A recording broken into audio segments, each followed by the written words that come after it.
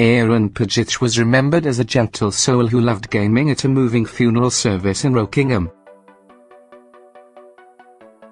A woman accused of murdering an 18-year-old man has explained to a Perth jury that police evidence showing she was researching murder and torture was for a book she was writing. Jemma Lilley, 26, is on trial in the Supreme Court in Perth along with her housemate Trudy Lennon, 43, for murdering Aaron Pagich, who had autism.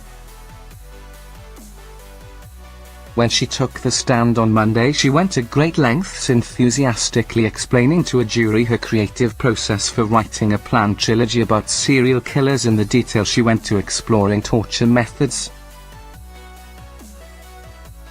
She denied any knowledge of why Mr. Pagich's name and address were in a notebook used by her at work and denied writing it.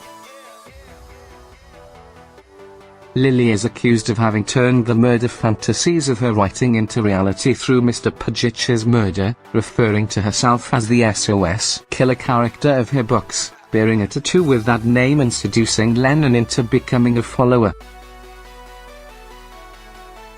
Lilley did not know Mr. Pagich, who had studied at a TAFE with Lennon and was friends with the latter's 13-year-old son. She had written a book Play Zone nearly a decade ago when she was 16 and living in England as a high school dropout before emigrating to Australia in 2010.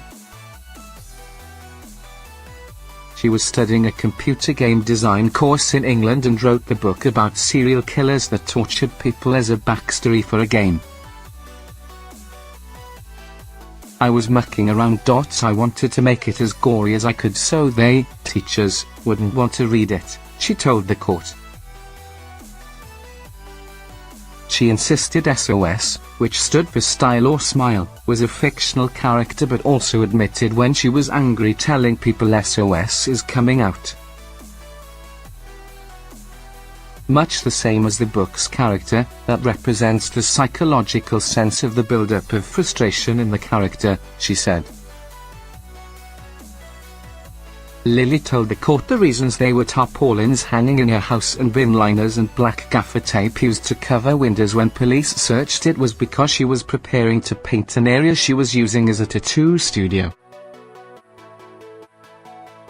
Matthew Strales previously told the trial that Lilley, who was his boss at a Palmyra Woolworths supermarket, confessed to killing Mr. Pagich while stacking shelves and accurately described how he was murdered.